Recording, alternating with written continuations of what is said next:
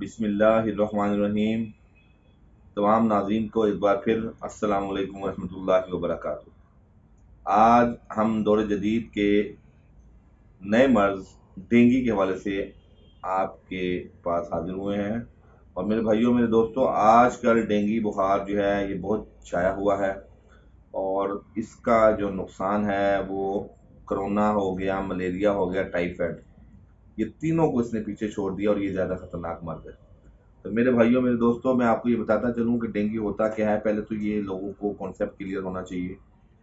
Dengue एक ऐसा बुखार है जो 5-7 दिन जिसका इनक्यूबेशन पीरियड है और 5-7 दिन इसका एक्टिव पीरियड है।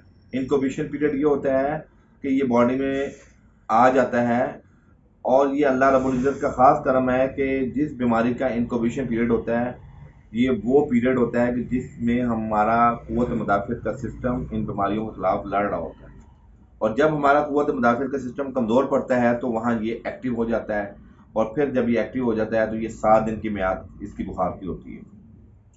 तो मेरे भाइयों मेरे दोस्तों, जिस्म के अंदर सुर्ख ज़रात भी होते हैं, सफ़ेद खुलियात भी होते हैं और जिसे हम वाइट ब्लड सेल और रेड ब्लड सेल्स कहते हैं। तो ये प्लेटलेट्स, नाम भी इसका प्लेट की तरह का है। इसका बेसिकली मेन काम ये होता है कि जिस्म के अंदर से खून का ज़िया नहीं होने देते। जहाँ ब्लीडिंग होने का खदशा हो वहाँ ये प्लेट की शक्ल में खुलियात का एक पूरा जो है पैनल जो है उसके ऊपर हावी हो जाता है और वहाँ से ब्लीडिंग रुक जाती है। और इसके कई जो हैं फ़ायदे हैं। ये दिमाग को मैसेजिंग भी देता है। जब ये किसी जगह पे ब्लीडिंग होती है वहाँ जितने बॉडी के खुलियात हैं वो आगे जमा हो जाते हैं प्लेटलेट्स के, और उसके बाद ये मैसेजिंग देते हैं दिमाग को कि ये मज़ीद प्रोवाइड किए जाएं, यहाँ मज़ीद ज़रूरत है। ये अल्लाह पाक ने एक ऐसी मशीनरी तख्लीक की है जिसका हम शुक्र अदा करें जितना वो कम है। मेरे भाइयों मेरे दोस्तों, अमूमी तौर पर जो इंसानी जिस्म में 1.5 लाख से लेके 4.5 लाख तक प्लेटलेट्स मौजूद होते हैं, ये नॉर्मल वैल्यू है। लेकिन डेंगू के अंदर ये वैल्यूज़ लाख से भी नीचे आ जाती है और 25,000 से लेके 10,000 तक। ये 25,000 तक और भी अगर ये रहे तो कोई नुकसान की बात नहीं, परेशानी की बात नहीं। 10,000 से लेवल नीचे आना खतरे से खाली नहीं। तो मेरे भाइयों मेरे दोस्तों, एक तो ये ध्यान में रखें कि प्लेटलेट्स, कौन कौन सी चीज़ें प्लेटलेट्स बढ़ाती हैं, इसका इलाज क्या है और इसका सद्देबाब क्या है, इसके बारे में मैं आपको बताता चलूँ। हमारे यहाँ एक बहुत बड़ा अलमिया है कि बगैर डायग्नोज के, देखें, आपको बुखार हुआ, सर्दी से हुआ, अलामात क्या आई, कमज़ोरी हुई, आपको नहीं पता कि आपको वो टाइफाइड का बुखार है, मलेरिया का बुखार है या डेंगू का बुखार है या कोरोना का बुखार है। तो 2-3 छोटी छोटी चीज़ें बताता चलूँ, क्योंकि आज हमारा मेन टॉपिक डेंगू है। डेंगू के हवाले से जैसे ही आपको बुखार चढ़ रहा है, इसमें आपका सर दर्द होता है, बहुत शदीद सर दर्द होता है और जिस्म का जोड़ जोड़ आपका दर्द करता है। इवन कि आप उठ के पानी भी नहीं पी सकते। ये इतना ख़तरनाक मर्ज है। मेरे भाइयों मेरे दोस्तों, सबसे पहले आप अपना सीबीसी टेस्ट करवाएं। सीबीसी कंप्लीट ब्लड काउंट, उसके अंदर आपके ये प्लेटलेट्स शो होंगे। और अगर कोई बंदा एहतियातन कंफर्म करना चाहता है तो वो NS1 स्क्रीनिंग का टेस्ट करवा सकता है, जो डेंगू का बराह रास्त टेस्ट है, जिसमें आपको कंफर्म होता है कि ये पॉजिटिव है या नेगेटिव है। लेकिन उसकी अमूमन ज़रूरत पेश नहीं आती, लेकिन लोग चूँकि अपनी तसल्ली के लिए करवाना चाहते हैं तो उसमें कोई मज़ाक़ा नहीं। लेकिन मेन टेस्ट सीबीसी है, कंप्लीट ब्लड काउंट्स। उसके अंदर आपने प्लेटलेट्स की मकदार को जांचना है। ऐसी हालत में हमारा बहुत बड़ा अलमिया है कि सेल्फ मेडिकेशन शुरू हो जाती है। जैसी बुखार होता है हम लोग सेल्फ मेडिकेशन शुरू कर लेते हैं, या डॉक्टर के पास चले भी जाएं तो उस सूरत में भी वो एंटीबायोटिक लेनी पड़ जाती है। तो एंटीबायोटिक्स का भी लोगों को मैकेनिज्म पता होना चाहिए कि बॉडी के अंदर खुलियात की तोड़ फोड़ करती हैं। तो ऑलरेडी ये सेल्स की तोड़ फोड़ हो रही है, तो जब आप एंटीबायोटिक खाते हैं तो आपके प्लेटलेट्स और डाउन होते हैं। तो मैं आपसे ये रिक्वेस्ट करूंगा कि मां सिवाय पैनाडोल की गोली के आप डेंगू बुखार के अंदर कोई ऐसी चीज़ इस्तेमाल नहीं करेंगे, एंटीबायोटिक इस्तेमाल नहीं करेंगे। ये मज़ीद आपके प्लेटलेट्स को डाउन करेगी। मेरे भाइयों मेरे दोस्तों, हमारा काम है रफ़ाए आमा को तक एक अच्छी बात को पहुंचाना। हम अपनी हिकमत के अंदर जो अच्छी चीज़ें हैं वो लोगों तक पहुंचाते हैं अल्हम्दुलिल्लाह। मेरे भाइयों, गंदुम, डेंगू के अंदर गंदुम निहायत खतरनाक है, गंदुम आप छोड़ दें। जौ का दलिया का इस्तेमाल करवाएं आप लोग। जिसको डेंगू हो चुका है वो ज़्यादा से ज़्यादा जूसेस पिए, और जूसेस के अंदर भी अल्हम्दुलिल्लाह अल्लाह रब्बुल इज़्ज़त ने इसका इलाज रखा है। वो कौन कौन से जूसेस हैं जो डेंगू में फ़ायदा देते हैं, वो भी मैं आपको बताता चलूँ। सबसे पहले, अगर तो आपका गला ख़राब नहीं है, फिर आप एक गिलास सेब का जूस, उसके अंदर एक चुकंदर आप ग्राइंड कर लें, और उस जूस में आधा टुकड़ा नींबू का डाल के वो आप पिएँ। ये बेहतरीन चीज़ है, प्लेटलेट्स भी बढ़ेंगे, नकाहत भी ठीक होगी, और कमज़ोरी भी ठीक होगी, और दर्दें भी आपकी ख़त्म होगी, और आपकी आयरन की भी आपको सपोर्ट मिलेगी। इसके अलावा पपीता, पपाया जिसको हम कहते हैं, ये बहुत आला चीज़ है। पपीते का इस्तेमाल से ज़्यादा इफ़ेक्टिव चीज़ उसके पत्तों का कहवा है, जो शानदा है, एक्सट्रैक्ट है, और हमारे मुख्तलिफ लोग इसका कम्बिनेशन बना रहे हैं और इसके अर्कियात निकाल रहे हैं, और वो बड़ी कमाल की चीज़ है। पपीते के पत्ते ले लें आप, और उनको तकरीबन, उसको आप घर में उसका जुशाना निकाल लें, और वो पानी उसका सारे दिन में वही पानी पिलाएं आप पेशेंट को, तो विद इन अ डेज आपके प्लेटलेट्स अप होना शुरू हो जाएंगे। इसके अलावा अनार का जूस, बी दाना अनार, चूंकि हमने खांसी भी नहीं करनी, गले को भी खराब नहीं करना, तो अगर किसी शख्स का गला खराब है, खांसी है, तो वो अपना सेब और चुकंदर का तो इस्तेमाल कर ले, नींबू से मुमानियत करे। अच्छा, इसमें आप जो है, हमारे पास एक ख़ानदानी नुस्खा है, और आज वो नुस्खा मैं आपको पेश करना चाहता हूँ, और ये अज़राए हमदर्दी, क्योंकि मैं फिर वही बात करूँगा कि मलेरिया में सर्वाइवल लेवल है, टाइफाइड में सर्वाइवल लेवल है, कोरोना में सर्वाइवल लेवल है, लेकिन डेंगू को इजी ना लें। डेंगू बहुत डेंजरस बीमारी है मेरे भाइयों, मैं डरा नहीं रहा, मैं एहतियात के ज़ुमरे में भी बात कर रहा हूँ कि इसके अंदर एहतियात बहुत ज़रूरी है, और 7 दिन आपको तकलीफ होगी, लेकिन जो चीज़ें हम बता रहे हैं इससे उसकी शिद्दत में 50 to 70% कमी आ जाएगी तकलीफ में, और यही असल चीज़ है।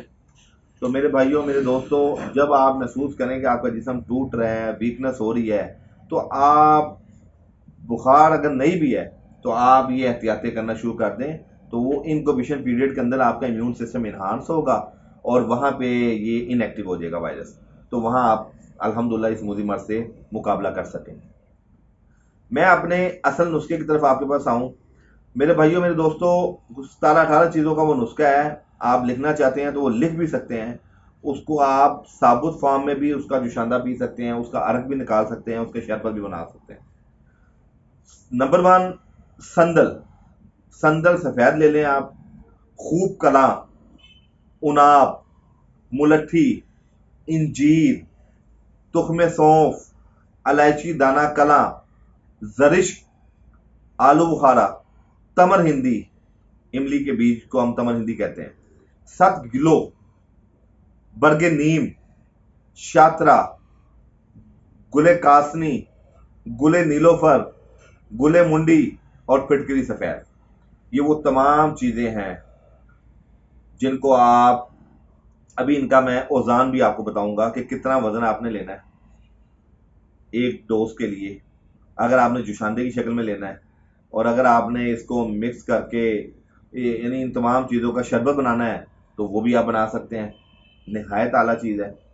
तो मेरे भाइयों, मेरे दोस्तों, ये वो चीज़ें हैं जिसकी एंटी वायरल प्रॉपर्टीज़ भी हैं, एंटी बैक्टीरियल प्रॉपर्टीज़ भी हैं, एंटी हिस्टामिन भी है, डायरेटिक प्रॉपर्टीज़ भी हैं कि जो बुखार को भी ठीक करेंगी और आपके जिस्म से रद्दी मादों का इखराज करेंगी, और लैक्सेटिव प्रॉपर्टीज़ भी हैं कि आपके स्टूल के ज़रिए भी आपके बॉडी के अंदर जो डिटॉक्सीफाई किया जाएगा, कि मतफ़ुन मवाद ज़ायल होगा, तलावट बहाल होगी, और इसके अंदर वो अज़ा भी हैं जो इम्यूनिटी को इन्हांस करते हैं, ठीक है ना। तो ये एक कुदरती जड़ी बूटियों का एक गुलदस्ता है, एक मुरक्कब है जो मैंने आज आपको दिया है, और जाहिर बात है आम लोगों के लिए ये बनाना मुश्किल होता है, और लोग परेशान होते हैं कि हमें चीज़ें अच्छी नहीं मिलती, तो आप हमारे मतलब से ये ले भी सकते हैं इसका शरबत, ठीक है। और ये भी बताता चलूं कि ये 3 लोगों की आसानी के लिए, पहले तो मैं आपको इसका वजन बता दूं कि मेरे भाइयों मेरे दोस्तों, संदल ले लें 1 तोला, खूब कना ले लें 1 तोला, उनाब ले लें, उनाब 11 दाने, मुलठी ले लें 1 तोला, इंजीर ले लें 7 अदद, सौंफ, तुख्मे सौंफ आधी चम्मच, इलायची दाना कला 1 तोला, जरिश्क, जरिश्क ये वो फल है जो खून भी पैदा करता है और जिगर के लिए बड़ी आला चीज़ है, एंटी कैंसर प्रॉपर्टीज रखता है, अक्सर जुमला कार्सिनोमा में इसका बड़ा ज़बरदस्त रिजल्ट है और एंटीऑक्सीडेंट इसकी प्रॉपर्टीज है। और ये आप देखते हैं हम लोग जो केक और फ्रूट केक वगैरह खाते हैं उसके ऊपर भी ये वो गोल गोल से काली मिर्च से बड़े साइज के दाने होते हैं, मीठे खट्टे मीठे होते हैं, ये जरिश्क है। जरिश्क 5 तोला, आलू बुखारा 11 अदद, तमर हिंदी इमली के बीज, ये हार्ड होता है, इसको पाउडर करवा लिया जाए, पिसवा लिया जाए तो 1/4 चम्मच इस्तेमाल किया जाए। 7 गिलो 1 तोला, बरगे नीम 1 तोला, ठीक है, इसका पाउडर ले लें या पत्ते ले लें, वो दोनों सूरतों में जायज है। शात्रा 1 तोला, गुले कासनी 1 तोला, गुले नीलोफर 1 तोला, गुले मुंडी 1 तोला और फिटकरी सफेद 6 माशा। ये तमाम चीजें आप लोग तकरीबन 2 लीटर पानी में 1/2 kg चीनी मिला के इसका शरबत तैयार कर लें। और जो लोग डायबिटीज पेशेंट हैं वो चीनी ना डालें, वो शक्कर का इस्तेमाल कर सकते हैं या फिर वो दूसरी ब्राउन शुगर यूज़ कर सकते हैं। तो ये घर में जिस तरह आम शरबत बनता है इसको थोड़ा पका के शरबत बना लें तो अल्हम्दुलिल्लाह अल्हम्दुलिल्लाह ये वो शरबत है जो हम 2012 से लोगों को दे रहे हैं और अब तक हर साल सैकड़ों लोग इस शरबत से मुस्तफीद हो रहे हैं। अच्छा, अब आपकी आसानी के लिए हमारा काम है लोगों में खैर तकसीम करना और अल्लाह रब्बुल इज़्ज़त को वो लोग बहुत पसंद हैं जो लोगों की खैर खाई के लिए हर वक्त कोशां रहते हैं। मेरे भाइयों मेरे दोस्तों, हम वो मुखलिस लोग हैं जो लालच तमा से मुबर्रा होकर लोगों की खिदमत करते हैं। हमें कोई लालच नहीं अपने पैसे का, हम अपने नुस्खे दे देते हैं। जो लोगों ने कहा है कि हकीम लोग नुस्खे दफन कर लेते हैं और अपने अंदर पी जाते हैं, ऐसा नहीं है। हम वो फराग दिल लोग हैं जिनका अल्लाह पे मुकम्मल ईमान है कि रिज़्क़ देने वाली अल्लाह की ज़ात है, लेकिन लोगों की शफायाबी सेहतयाबी के लिए कोशां रहना ये भी बहुत बड़ा सदका जारी है।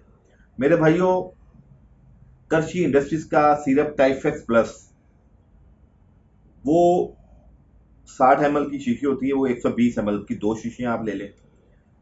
अशरफ लेबॉर्ट्रीज का सिरप है बुखारो, एक वो शीशी ले लें आप बड़ी साइज की, एक ही साइज होता है। और तस्कीन जिगर वो भी अशरफ लेबॉर्ट्री का है।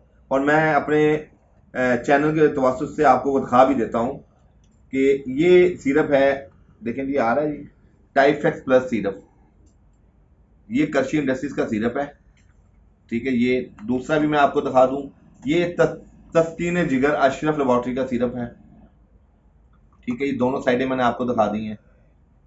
और ये बुखारोग सिरप है अशरफ लेबॉर्ट्री का, बुखारोग सिरप, ठीक है जी, ये बुखारोग सिरप, ये इसकी 2 शीशियां और इनकी एक शीशी, इनको अगर आप मिक्स कर लेंगे, ये हमने बड़ी फिक्र से बड़ी तगोदो से वो अज्जा जो हमारे इस सिरप के थे हमने इनमें ढूंढे और इनको हमने इकट्ठे करके भी आप बच्चों को पिला सकते हैं। यानी ये वो आसानी है कि आपको किसी पंसार पे नहीं जाना पड़ेगा, आपको किसी हकीम के पास जाना नहीं पड़ेगा। ये चीज़ें आप इस्तेमाल ले लें, इनको मिक्स कर लें, बच्चे बड़े बूढ़े जवान 10 साल से छोटे बच्चों को 1-1 चम्मच बड़ा सुबह दोपहर शाम 4 बार पिला सकते हैं आप। और जो 10 साल से बड़े हैं उनको आप 2-2 चम्मच बड़े टेबल स्पून, और ये 3-3 चम्मच भी दे सकते हैं आप, इसका कोई नुकसान नहीं, बिल्कुल हार्मलेस इंग्रेडिएंट्स हैं और निहायत इफेक्टिव इसके इंग्रेडिएंट्स हैं। इसका मैकेनिज्म और मोड ऑफ एक्शन पूरा जो है ना हमारे पास मौजूद है कि ये कौन कौन से ऑर्गन से, कौन कौन से रिसेप्टर पे और कौन कौन सी बॉडी में ऑर्गन में तस्कीन देते हैं। तो मेरे भाइयों, मेरे दोस्तों, आज बहुत ज़रूरी था आप लोगों तक एक अच्छी बात को पहुंचाना और एक खैर की बात को पहुंचाना। और ये सदका जारी है आपके मिलने वालों में, दोस्तों में, अजीज़ों अकारब में, जहां कहीं डेंगू का मरीज हो उसे कहें आप जो भी ट्रीटमेंट करवा रहे हैं करवाते रहें, लेकिन इस सिरप को, इन तीनों शरबतों को मिक्स करके उनको आप बतौर तोहफा दें। ये भी सदका जारी है। और यकीन कीजिए, पहली से दूसरी खुराक में पेशेंट की नकाहत, कमजोरी दूर होगी और पेशेंट अपने अंदर बड़ी फरहत महसूस करेगा, बेचैनी दूर होगी, चिड़चिड़ापन दूर होगा और बुखार उतरेगा। पैनाडोल भी आप इसके साथ दे सकते हैं, कोई इसका क्लैश नहीं है। आप पैनाडोल ले रहे हैं, लेते रहें, उसके साथ आप ये सिरप दें और 3 दिन 4 दिन के अंदर मरीज हशाश बिशाश हो जाएगा, चूंकि इसकी कमजोरी डेंगू की सालों साल नहीं जाती। और एक बार आपको और बता दूं, जिस शख्स को एक बार डेंगू हो जाए, सेम उस महीने में, नेक्स्ट ईयर में उस बंदे के अंदर वो प्लेटलेट्स कुदरती तौर पे भी कम होते हैं। ये भी आज आपको बड़ी पते की बात बता दूं कि जिसको डेंगू अगर 5 साल पहले हुआ है, हर साल इस मौसम के अंदर वो अपनी इन चीज़ों का ख्याल रखेगा, अपनी सेहत का ख्याल रखेगा, अपने इम्यून सिस्टम को मजबूत करेगा, तो वो सर्वाइव होगा। वरना उसकी तबीयत में निढालपन, सुस्ती, गिरी गिरी तबीयत हर साल रहा करेगी। तो ये वो मर्द हैं जिनका हमने मुकाबला करना है। अल्लाह रब्बुल इज़्ज़त से दुआ है, या रब्बुल आलमीन हमें अक्ल, शऊर और दानाई अता फरमा, हिकमत अता फरमा, दीन और दुनिया की खिदमत करने की तौफीक अता फरमा। या रब्बुल आलमीन हमारे जितने लोग हैं, जितने मरीज हैं, उनको शफाए कामला व शफाए कुली अता फरमा। सुबहान रब्बिकल रब्बिल इज़्ज़ति अम्मा यसिफून वस्सलामुन अलल मुरसलीन वल्हम्दुलिल्लाहि रब्बिल आलमीन। अपने मेज़बान हकीम अताउर रहमान सिद्दीकी को इजाज़त दें। अस्सलामु अलैकुम व रहमतुल्लाह।